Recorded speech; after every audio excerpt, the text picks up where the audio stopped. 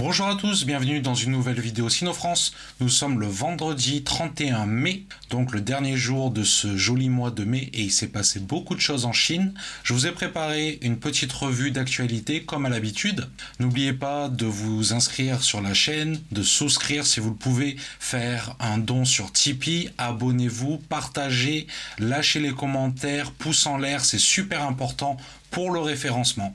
Sans plus attendre, on va commencer avec une news avec un étranger surpris à entrer en Chine avec un passeport fait maison.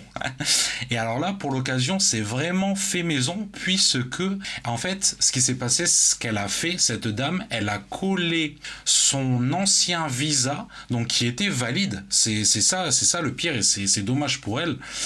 Son ancien visa était valide, elle l'a décollé de son ancien passeport et elle l'a collé sur son nouveau passeport. C'est un peu stupide de faire ça parce que ce qu'elle aurait dû faire tout simplement, c'est vraiment simple, c'est tout simplement d'aller à l'ambassade chinoise du pays où elle était et ils font un transfert en fait, tout simplement. Ça prend, c'est vraiment très rapide.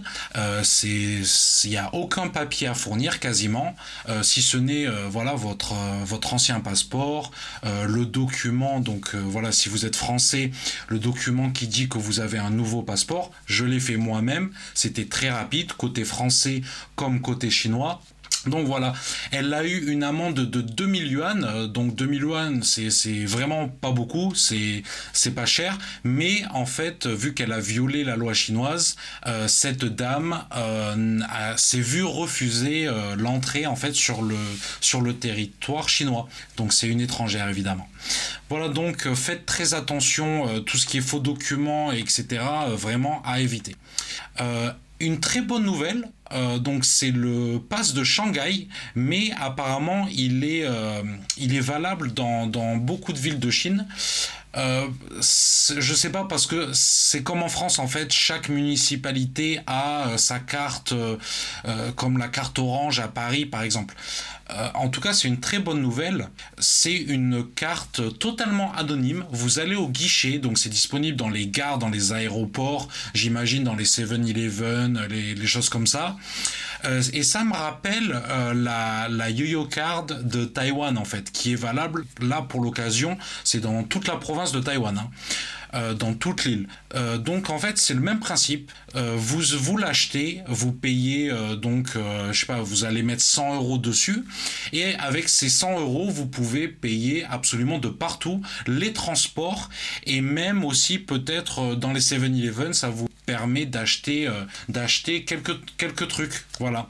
Donc très très sympa et là pour l'occasion c'est anonymité totale. Donc voilà, certains, surtout les étrangers vont apprécier, j'imagine. Donc très très bonne nouvelle.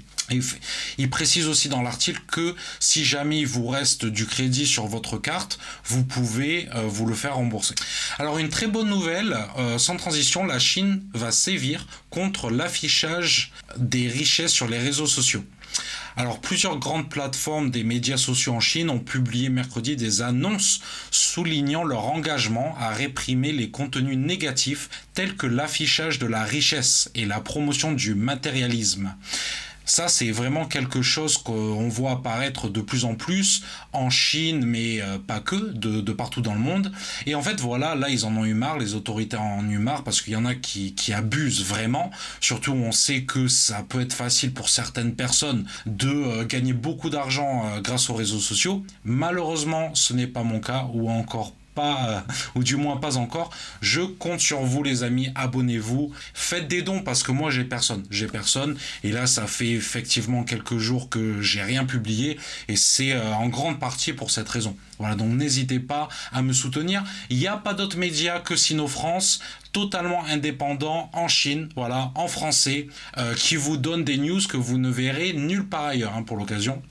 Donc voilà, les plus grandes plateformes, Tencent, Douyin, donc voilà, TikTok, Weibo, Bilibili, ils sont tous passés, ils ont tous signé cette charte, on va dire, et vraiment c'est génial, c'est une bonne nouvelle je pense, voilà, parce qu'il y avait vraiment de l'abus quand même.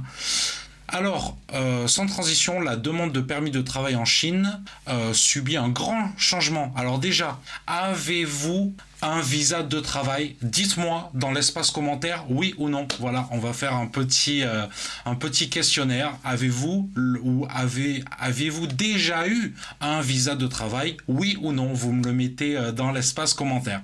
Donc voilà, là vous voyez l'image à quoi ça ressemble. Et là, en fait, je vous l'ai dit, je ne sais pas si vous suivez la chaîne assidûment. Si oui, dites-le moi aussi dans les commentaires. Et je n'arrête pas de dire que la Chine augmente en fait les possibilités pour les étrangers de venir habiter en Chine, ou alors évidemment avec la suppression de visa qui, suite à la visite de Xi Jinping, entre parenthèses, à Paris en France, a été prolongée jusqu'à fin 2025. Donc là, pendant 2 ans concrètement, vous pouvez venir en Chine pour une durée d'1 mois sans visa en tant que touriste. Alors maintenant, vous pouvez faire une demande directe de permis de travail qui sont éligibles. Les talents étrangers de classe A, donc appelés haut de gamme, moi j'aime pas ça. Enfin bref, moi je suis pas, il y a classe A, B, C, moi je fais partie de la classe B. Bon, classe B, concrètement, c'est 90% des étrangers, d'accord? Donc, si vous avez... et il n'y a absolument aucune différence entre A, B, C. Voilà, donc ça, n'y faites pas vraiment attention.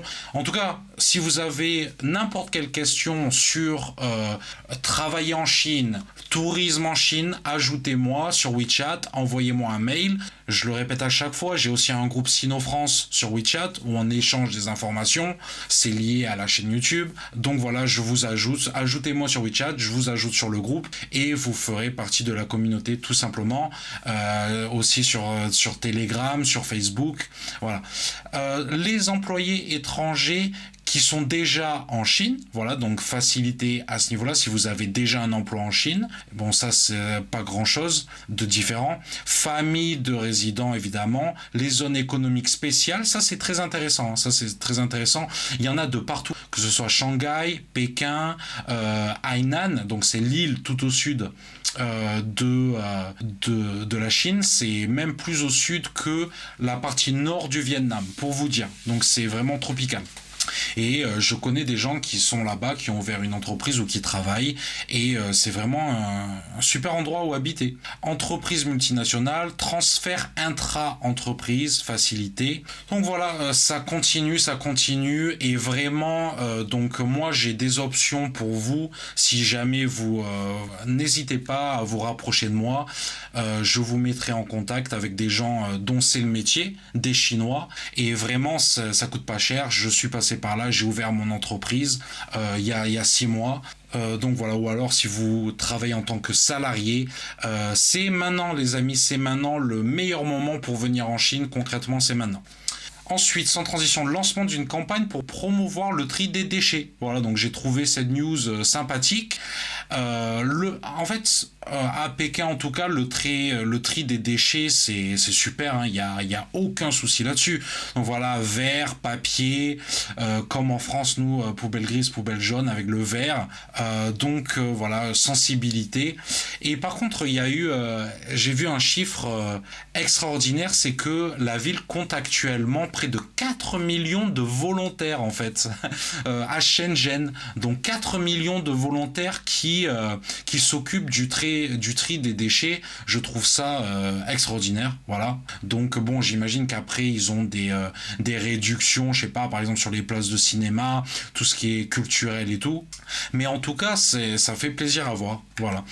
Sans transition, le nombre d'étrangers atteint 85% des niveaux d'avant le Covid, à 75 000 contre 1. C'est énorme et ça fait plaisir. Bon, évidemment, c'est surtout par rapport au visa de tourisme, hein. Voilà. Pour ce qui est du travail, évidemment que ça augmente aussi, mais là on parle vraiment du tourisme. Et bon, c'est génial. Moi, je le vois rien qu'avec la chaîne Sino-France, j'ai énormément de personnes qui me contactent, de plus en plus en tout cas. Voilà, donc vraiment n'hésitez pas, moi je suis là pour ça, hein. Avec un total de 1,5 million de visas. C'est énorme, voilà. Pour l'instant, pour l'instant. Donc j'imagine que ça va continuer parce qu'on est à peine à la moitié de l'année là, hein. On est quasiment en juin. Donc voilà, c'est 6 mois. Je pense que ça va continuer. Voilà, peut-être 1 million de tourisme. Alors ça, c'est vraiment quelque chose qu'on a vu partout ces derniers temps.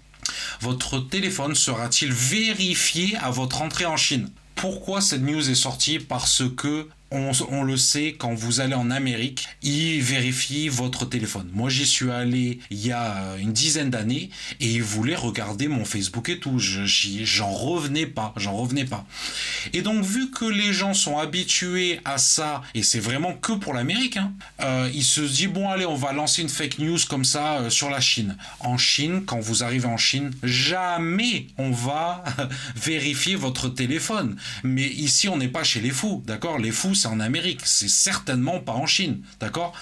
Donc là, je vous mets la version officielle, d'accord? Parce que, évidemment, les Chinois, ils n'ont absolument pas accepté de telles allégations. La réponse officielle, je vous la lis. La Chine est un pays de droit qui protège strictement la liberté et la confidentialité des communications de ses citoyens et des autres. La Constitution et les lois chinoises stipulent explicitement qu'aucune organisation ou individu ne peut porter atteinte à la liberté et à la confidentialité des communications des citoyens pour quelque raison que ce soit, à l'exception des raisons ou des procédures légales. Cela démontre pleinement l'équilibre entre la sauvegarde de la sécurité nationale et la garantie des droits individuels. Voilà. Je tenais vraiment à vous montrer la réponse officielle. Donc évidemment, si vous êtes un espion ou voilà, ils peuvent checker votre téléphone. Mais en fait, il y a toute une procédure en fait en amont. Donc si vous êtes un touriste, c'est impossible que ça vous arrive. Voilà, c'est impossible. Voilà. Et ça n'est jamais arrivé d'ailleurs, ça n'est jamais arrivé. Donc je ne sais pas d'où c'est sorti là cette fake news, mais c'est vraiment hallucinant. C'est vraiment hallucinant. C'est du China bashing concrètement, voilà, en direct, hein, pur et dur. Sans transition, à quelle fréquence la housse de siège d'un train à grande vitesse est-elle lavée? Plus ou moins 2 fois par an. Voilà les amis, j'ai trouvé ça sympathique. Tous les 180 jours. Bon, après, à chaque fin d'utilisation, à chaque trajet, c'est nettoyé aussi. C'est pas très précis cette news. Là, on parle vraiment d'un nettoyage de fond en comble. Et alors, qu'est-ce qu'ils font? Les housses de siège, comme les autres fournitures en tissu, sont régulièrement lavées avec un cycle de lavage général de 180 jours. Et par contre, tout ce qui est housse directement sur les sièges là où on met la tête, ça c'est quotidiennement. Et puis voilà, les coussins et tout ça, c'est évidemment c'est quotidiennement. Voilà. Et en fait, j'ai voulu mettre ça en opposition avec les TGV français. Et en fait, les grands nettoyages en France, par contre, c'est tous les 45 jours. Donc, c'est quand même beaucoup plus qu'en Chine. Voilà. Donc, j'ai trouvé ça très intéressant. Et après, c'est vrai que quand même, faut pas abuser. Les gares en France, les TGV, c'est super propre. C'est super propre. Y a rien à dire. Moi, j'ai rien à dire là-dessus, personnellement. Et en Chine, c'est pareil, c'est super propre aussi. Surtout, voilà, tout ce qui est, enfin même tous les trains, les gares, les aéroports, c'est super clean. Le métro ici, c'est super clean. En France, non. Mais bon, là, on parlait des trains, voilà. C'est vrai qu'en France, le métro à Paris, c'est voilà, ça peut sentir la pisse et tout, c'est abusé. Mais en tout cas, en Chine, non, ce n'est pas du tout le cas. Voilà. Mais là, quand même, un point supplémentaire pour la France, du coup. Voilà. La revue d'actualité touche à sa fin, les amis. J'espère qu'elle vous aura plu. N'oubliez pas, vraiment, c'est super important de commenter, partager, faire vivre la chaîne avec vos commentaires. Mettez des pouces en l'air pour l'algorithme, c'est trop important. Et encore une fois, je fais un appel aux dons. Voilà, j'ai ma page Tipeee, j'ai ma page Patreon. C'est super important parce qu'encore une fois, je n'ai aucun financement, voilà, à part le vôtre. Merci les amis, je vous dis à bientôt. Ciao!